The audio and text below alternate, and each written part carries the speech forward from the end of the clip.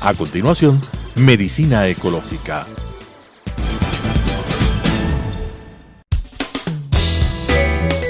Clasificación A. Apto para todo público.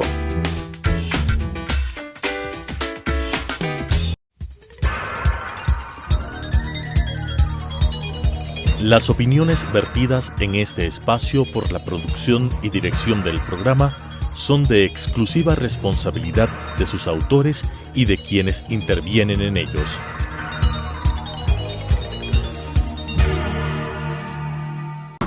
Telesucesos Canal 29 UHF presenta Medicina Ecológica, un nuevo enfoque de la salud pública diseñado especialmente para mejorar la salud de todos los habitantes en armonía con la naturaleza.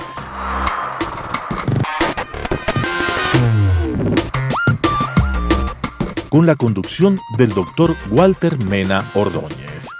Medicina Ecológica.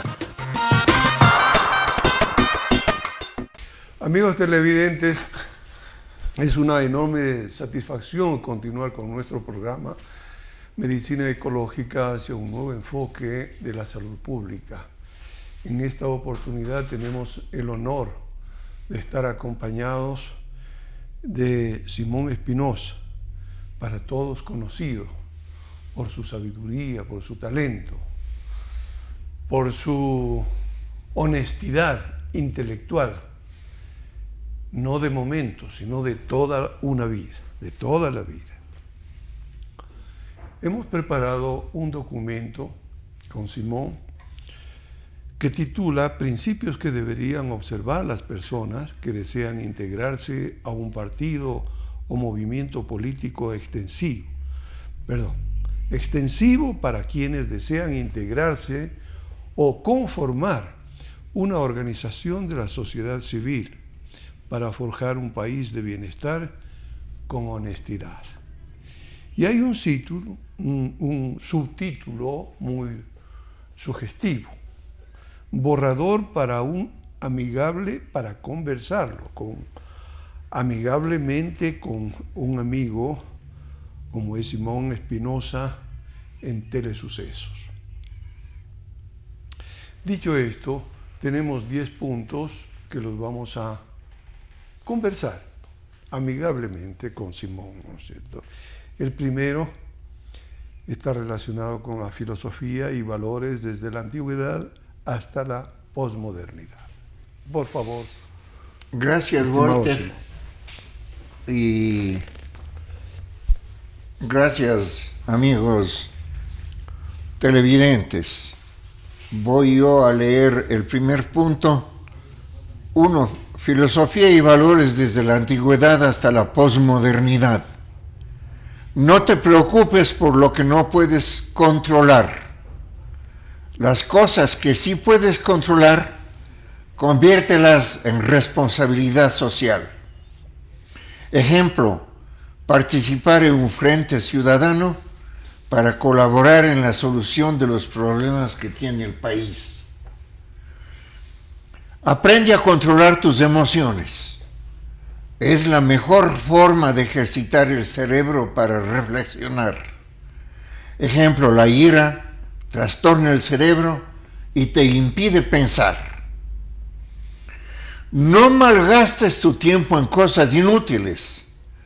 Trata siempre de invertir tu tiempo en cosas necesarias para ti y los demás.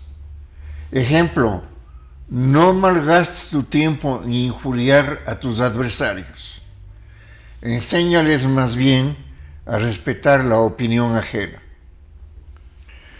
Permanece siempre abierto a aprender y acumula en el día a día más sabiduría. Ponerse en los zapatos del otro es la mejor forma de entender a tus semejantes y de ser tolerantes. Ejemplo, podemos pedir a un pordiosero ser tolerante con injusticia. ¿Acaso Diógenes el Cínico lo fue con Alejandro Magno cuando le pidió que no le quite el sol? Valora las derrotas más que los triunfos. Solo de este modo aprenderás a caer y a levantarte. Ejemplo, si participas de una elección popular y pierdes, no es una derrota, es un triunfo para ti. Será el seguir siendo un honrado trabajador. Las actitudes ética y estética deben cultivarse y permanecer juntas. Es la única forma de activar la conciencia profunda, aplacar nuestro ego y fomentar la belleza interior y la autoestima. Es el fundamento de la lucha contra la corrupción y el trabajo voluntario. Vamos ya terminando. Cuida tu salud y la vida como cuidas la salud y la vida de los demás. Ejemplo, la convivencia amigable y solidaria es indudable que fortalece tu capacidad inmunitaria.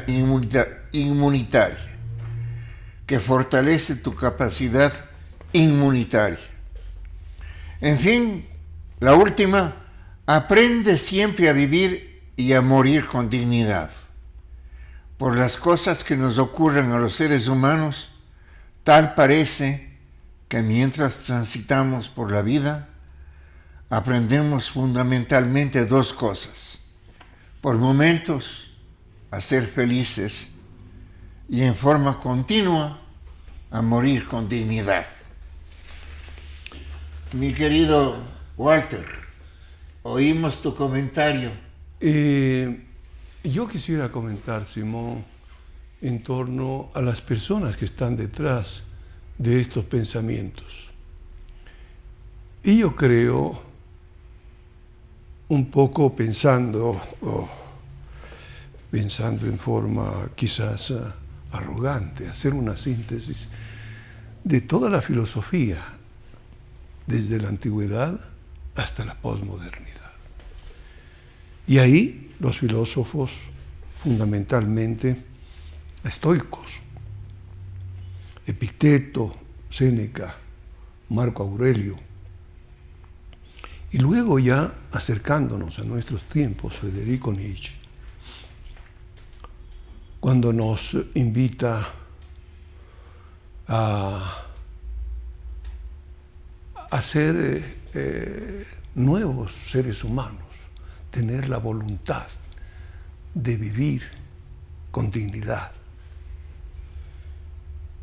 pasando por Cristo, por supuesto, o todo por Cristo realmente, ¿no? Traer al presente la filosofía también podría ser el resumen de este primer punto que hemos formulado para la comunidad ecuatoriana y para todas las personas, insisto, que desean integrarse a un movimiento o partido político o trabajar por la sociedad, por el bien común, desde una organización no gubernamental o organización de la sociedad civil. Este sería mi comentario, mi estimado Simón. Muy interesante, mi querido Walter. El segundo punto, trabajo para labrar una vida digna. El trabajo físico e intelectual es fuente de riqueza, prosperidad, salud y dignidad. Debes estar dispuesto a trabajar voluntaria, solidaria y altruistamente cuando se trata de evaluar a los demás. No es correcto decir que la riqueza solo es producto de sacarse la lotería o robar. Es necesario reivindicar el trabajo honrado como virtud y principal fuente de riqueza. ¿Cuál es tu parecer, mi estimado Simón? Mi parecer es, en primer lugar, que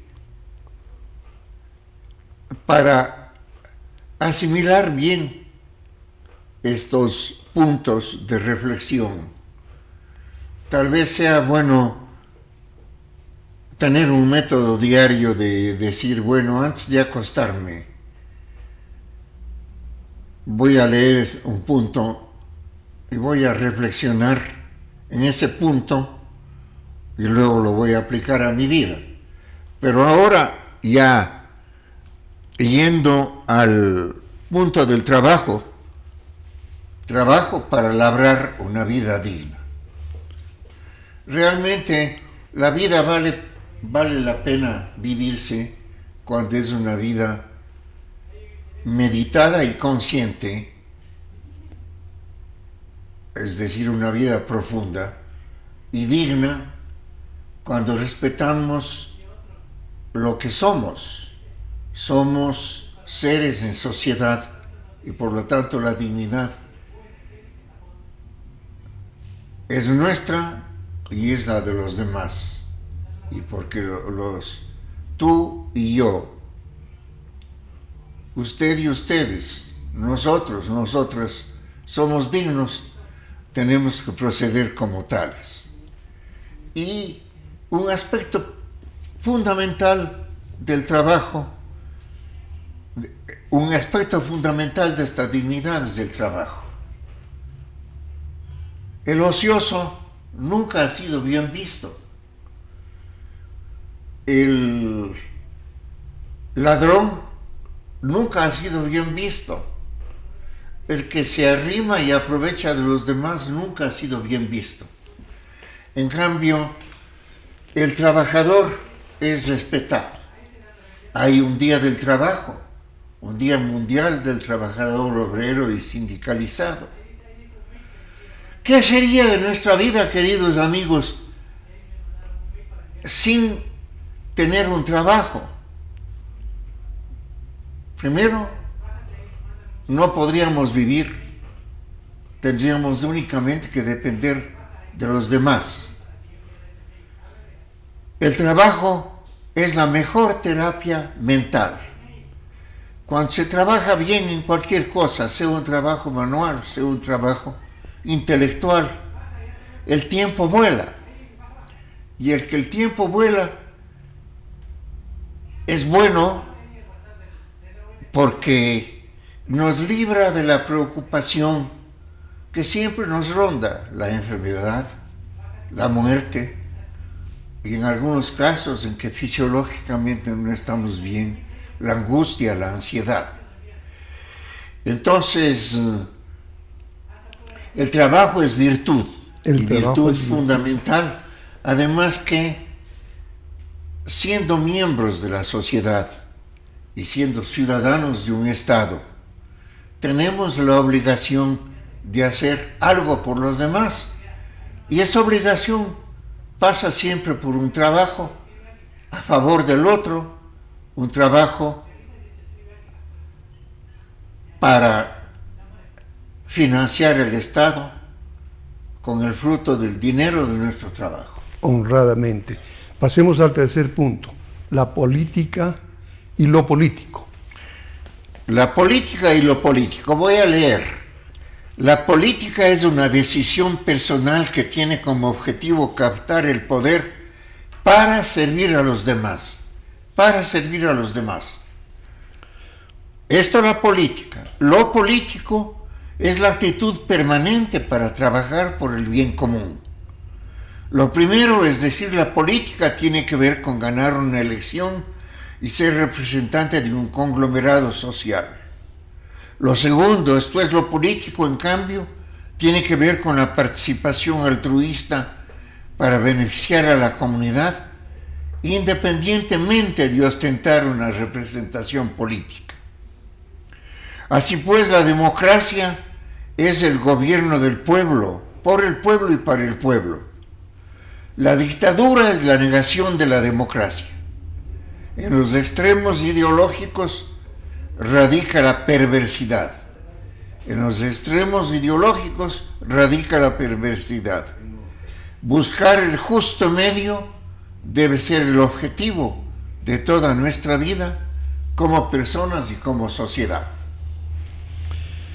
Estimado Simón, aquí yo tengo que recordar las palabras de un gran dirigente muy controvertido, por cierto, como es Mujica, el expresidente Uruguay.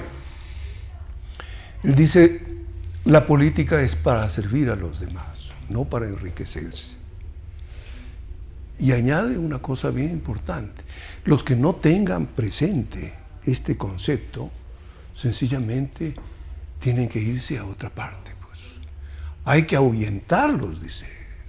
Hay que echarlos, ¿no? Que vayan a hacer cualquier cosa menos política, porque la prostituyen. Si es que se meten a la política sin estar preparados, la prostituyen. Con este pequeño comentario vamos al siguiente, la naturaleza. La naturaleza rige la vida independientemente de nuestra conciencia. No tiene derechos. Las personas tenemos derecho a disfrutarla siempre y cuando, como contrapartida, seamos conscientes de nuestra responsabilidad y obligación de protegerla para garantizar su sostenibilidad. En tal virtud, en la Constitución de la República deberían estar consagrados los derechos y deberes de las personas para con la naturaleza. ¿Cuál es tu comentario, querido Simón? Mi comentario es que el Chimborazo, por ejemplo, no piensa, no toma decisiones, no conversa, no sufre, porque no es persona, y solo la persona tiene derechos. Nosotros como personas somos como la hoja de un árbol. En la parte superior de la hoja está nuestro derecho, y en la parte inferior de la hoja está nuestra obligación respecto de los demás. De modo que el derecho implica la obligación y la obligación implica el derecho. Y por eso cuando se quiere solamente tener derechos y no obligaciones, viene una vida absurda, una política absurda, la destrucción, la muerte. Y cuando se quiere tener obligación, solamente obligación, y no reconocer el derecho de los otros, viene la tiranía, el abuso, el dolor. Entonces, el gran privilegio nuestro es que estamos ante la naturaleza, que es fuente de vida, de belleza, de fortaleza. Basta pronunciar las palabras montaña, desierto, fuente, mar, río. Y nuestra obligación, especialmente ahora, es cuidar del mundo. Este mundo puede acabarse, no es un mundo inmortal en el sentido de que la naturaleza se ha extinguido, como vemos aquí, en algunos sitios. Entonces, esta es una gran responsabilidad social. Sí. Excelente, excelente, mi querido Simón. Vayamos al cuarto punto, el Estado.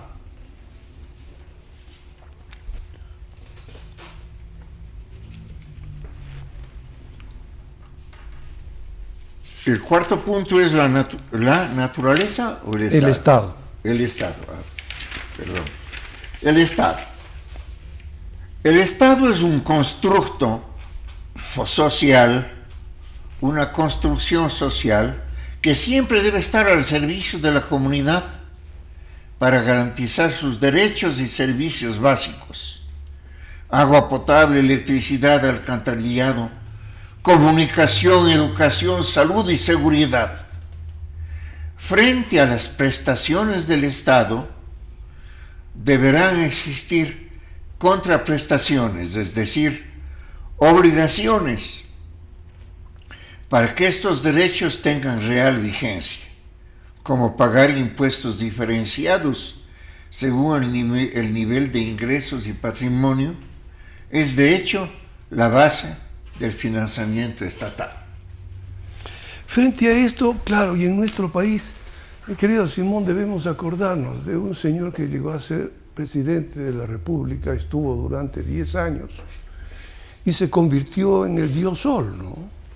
El Estado soy yo, más o menos, dijo, porque yo soy, ¿no es cierto?, el representante del Ejecutivo, del Legislativo, del Judicial, y finalmente fue a Roma y dijo, desde Roma también soy jefe de la sociedad civil, porque la sociedad civil es la que me ha nombrado a mí. De tal manera que yo decido qué hacer, ¿no es cierto?, de pie a pa en este país, ¿no es cierto? Y si alguien osa desviarse, ¿no es cierto?, de este criterio, de este concepto, o mal concepto, bueno, aténgase a las consecuencias. Ustedes saben perfectamente quién es el señor. Yo no me acuerdo del nombre, recuérdame porque estoy viejo. El doctor Osvaldo Hurtado puede decirnos con mayor, ¿no es cierto?, explicarnos con mayor claridad esto. En realidad, Osvaldo Hurtado hizo todo un libro, ¿no es cierto?, porque resulta insólito, ciertamente, que una persona, por el hecho de llegar al gobierno, el hecho de ser elegido durante 4 años, él decida por su cuenta y riesgo perennizarse en el poder y además decidir que está sobre todas las cosas. Después de él, el diluvio, más o menos. Y bueno, la siguiente parte, la sociedad civil. El quinto punto, la sociedad civil. La sociedad civil es el pilar fundamental de los Estados-naciones en la era posmoderna. También la garantía medular de un Estado de Derecho y del poder ciudadano. La participación organizada de la sociedad civil debe estar establecida en la Constitución de la República y reflejarse en las leyes, reglamentos y ordenanzas municipales. Los órganos de la sociedad civil deberán tener autonomía respecto de sus similares estatales y del mismo modo que los movimientos y partidos políticos deben ser financiados por los contribuyentes y, por supuesto, obligados a rendir cuentas. ¿Qué te parece, Miquel? Me parece magnífico porque compendia todo. En primer lugar, no vivimos solos, vivimos en sociedad. Y a lo largo de la humanidad, esta forma de vivir en sociedad se ha ido perfeccionando hasta que en nuestra época los estados-naciones, de esta época posmoderna, tienen como pilar fundamental a la sociedad civil, como han tenido la monarquía, como han tenido las dictaduras, pero en distinta forma. Precisamente el abuso de los derechos de la sociedad civil, el conculcarlos, el patearlos, el pisarlos, es destruir la sociedad civil y creer que, como tú decías hace un momento, solo el Dios dictador es el que va a hacer progresar a un pueblo. Vamos a hacer algo. Nuestro camarógrafo nos está llamando la atención y nos indica que se nos ha terminado el tiempo, pero nosotros tenemos solamente avanzado el 50%.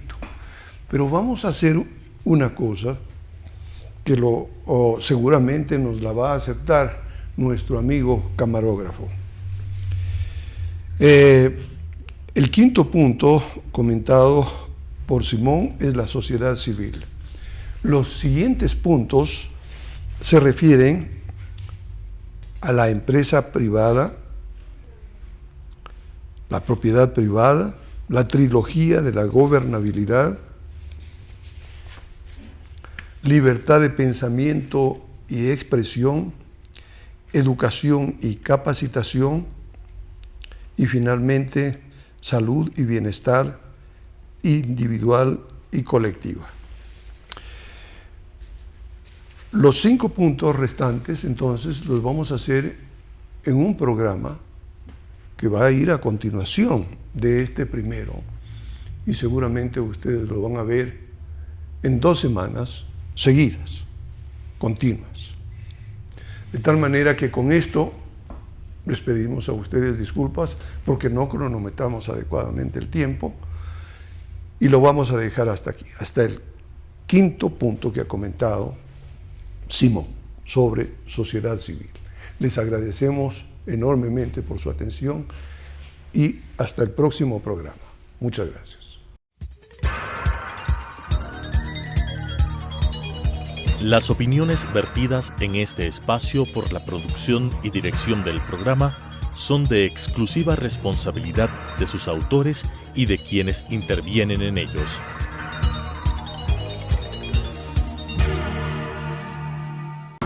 Telesucesos Canal 29 UHF presentó Medicina Ecológica, un nuevo enfoque de la salud pública diseñado especialmente para mejorar la salud de todos los habitantes en armonía con la naturaleza.